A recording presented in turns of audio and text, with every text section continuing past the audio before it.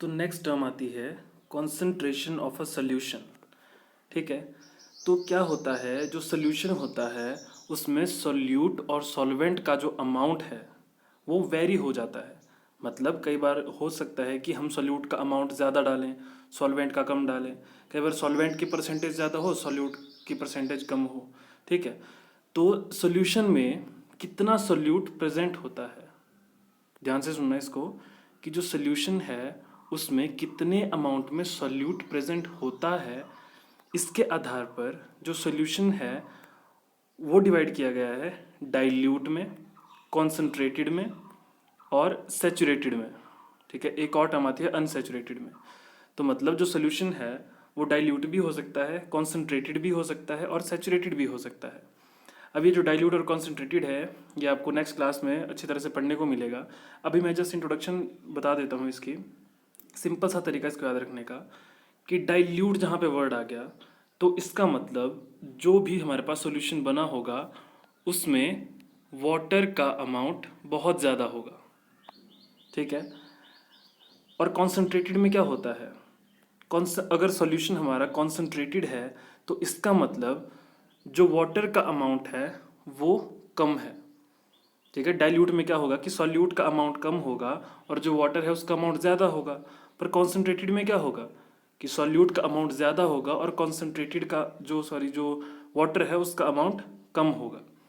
ठीक है, तो सैचुरेटेड सॉल्यूशन क्या होता है इसको एग्जांपल की मदद से समझते हैं। मान लो हमारे पास बीकर में 1 लीटर पानी है। ठीक है, अब 1 लीटर पानी में सिर्फ 1 किलो शुगर ही डिजॉल्व हो सकती है। फिर से समझा रहा हूँ कि 1 लीटर पानी में सिर्फ 1 किलोग्राम जो चीनी होती है वही डिजॉल्व हो सकती है, पूरी तरह से घुल सकती है। अगर हम इससे ज़्यादा डालने की कोशिश करेंगे तो वो घुल नहीं पाएगी, वो जो चीनी होगी वो वहीं पे हमें दिखेगी। ठीक है, अब अब हमने क्या किया कि 1 लीटर पानी लिया। ठीक है, और इसके अंदर हमने 1 किलोग्राम चीनी को डाल दिया। ठीक है, अब हमें पता है कि 1 लीटर पानी के अंदर 1 किलोग्राम चीनी पूरी तरह से डिजॉल्व हो जाती है। ठीक है, तो इस टाइम पे जो सोल्यूशन बनेगा उसको बोला जाता है सैचुरेटेड सोल्यूशन। मतलब कि 1 किलोग्राम चीनी को मिलाने के बाद इसके अंदर और जो चीनी है वो डिजॉल्व नहीं हो पाएगी। मतलब जो पानी है वो पूरा का पूरा संतुष्ट हो चुका होगा, इसके अंदर और स्पेस नहीं होगा कि और शुगर को डिजॉल्व कर पाए। तो ऐसी सिचुएशन में जो सॉल्यूशन बनता है उसको बोला जाता है सैचुरेटेड सॉल्यूशन। यहाँ से इसकी डेफिनेशन आप लिख सकते हैं, ये इजी सी डेफिनेशन है। यहाँ से इसको आप लिख सकते हैं कि when no more solute can be dissolve in a solution at a given temperature is called a saturated solution. ठीक है, आई होप क्लियर हो। फिर नेक्स्ट टर्म आती है सॉल्युबिलिटी। ठीक है, तो क्या होती है, the amount of solute present in the saturated solution at this temperature is called its solubility.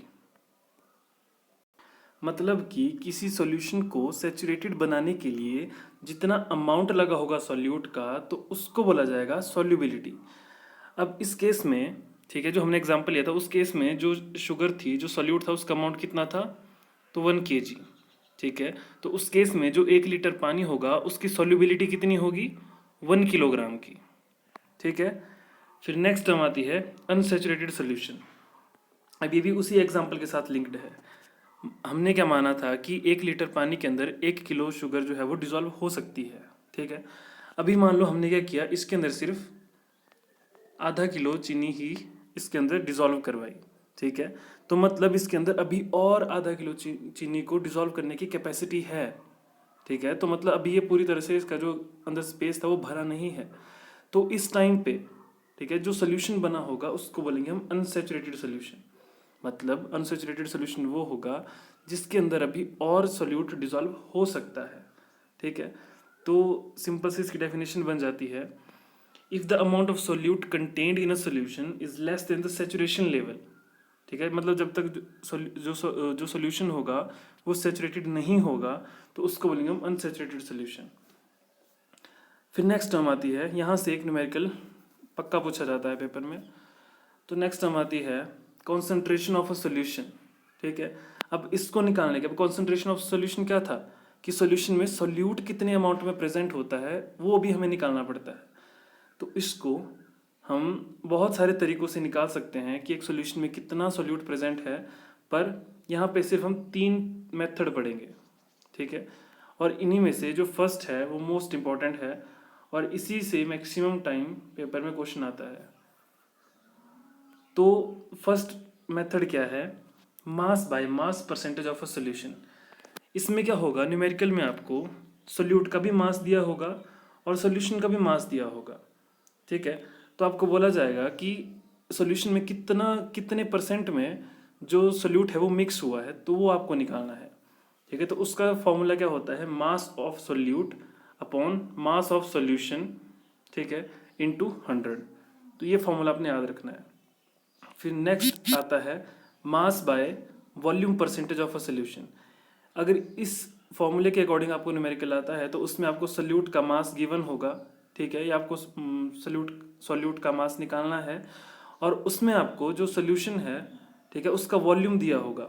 देखो यहाँ पे चेंज है, यहाँ पे मास दिया होगा सोल्यूशन का और यहाँ पे वॉल्यूम दिया गया होगा। ठीक है। अगर सॉल्यूशन का वॉल्यूम दिया जाता है तो यहाँ वहाँ पे ये फॉर्मूला एप्लीकेबल होगा। फिर नेक्स्ट आता है volume by volume percentage of a solution. ठीक है। इसमें सॉल्यूशन का वॉल्यूम दिया होगा और आपको बोला जाएगा कि सोल्यूट का भी वॉल्यूम ही फाइंड आउट करो। ठीक है। तो उस केस में आपको ये फॉर्मूला लगाना पड़ेगा, volume of solute upon volume of solution into 100। फिर नेक्स्ट है एक एग्जांपल है इससे रिलेटेड, अब इसको हम खुद सॉल्व करेंगे। A solution contains 40 gram of common salt in 320 gram of water. इसका मतलब कि 320 ग्राम का पानी होगा। ठीक है। एक बीकर में 320 ग्राम पानी है और उसके अंदर हमने 40 ग्राम का सॉल्ट मिक्स कर दिया। ठीक है। 320 ग्राम का पानी है और उसके अंदर हमने 40 ग्राम का नमक डाल दिया और आपको बोला है calculate the concentration in terms of mass by mass percentage. यहाँ पे गिवन है कि आपको मास निकालना है by mass percentage of the solution. तो इसके लिए हमने फॉर्मूला पढ़ा था कि मास ऑफ सोल्यूट, ठीक है, upon mass of solute upon mass of solvent. यहाँ पे देख लो फॉर्मूला। ठीक है। तो कैसे निकालते हैं हम, तो यहाँ पे है formula mass of solute upon mass of solution into 100। ठीक है। तो ये फॉर्मूला इसमें यूज़ होगा, पर सबसे पहले जब भी न्यूमेरिकल सॉल्व किया जाता है तो सबसे पहले लिखा जाता है गिवन। ठीक है, कि गिवन क्या है। हमें पता है कि वहाँ पे दिया है 40 ग्राम कॉमन सॉल्ट। ठीक है। अब सॉल्ट है, ठीक है, जो कि 40 ग्राम का है। ठीक है। उसको हमने 320 ग्राम पानी के अंदर मिक्स किया है। तो पानी का अमाउंट ज़्यादा है और नमक का अमाउंट कम है, तो इसको बोला जाएगा सॉल्यूट। ठीक है। और वाटर को बोला जाएगा सॉल्वेंट। अब ध्यान से देखो कि फॉर्मूले में क्या था, mass of solute upon mass of solution, ना कि सॉल्वेंट का मास। ठीक है। तो हमें वहाँ यहाँ पे क्या निकालना पड़ेगा, हमें यहाँ पे पहले मास ऑफ सोल्यूशन निकालना पड़ेगा। ठीक है। तो सबसे पहले जैसे हमने यहाँ पे गिवन लिख दिया, मास ऑफ सोल्यूट कितना है, मास ऑफ सॉल्वेंट कितना है। फिर हमें यहाँ पे निकालना पड़ेगा mass of solution. Mass of solution क्या होता है, mass of solute plus mass of solvent. ठीक है। तो हमारे पास ये निकल जाएगा मास ऑफ सोल्यूशन। फिर उसके बाद जब हम इनको फॉर्मूलेज में भरेंगे तो मास ऑफ सोल्यूट कितना था 40, मास ऑफ सोल्यूशन कितना आया, ठीक है, मास ऑफ सोल्यूशन कितना आया,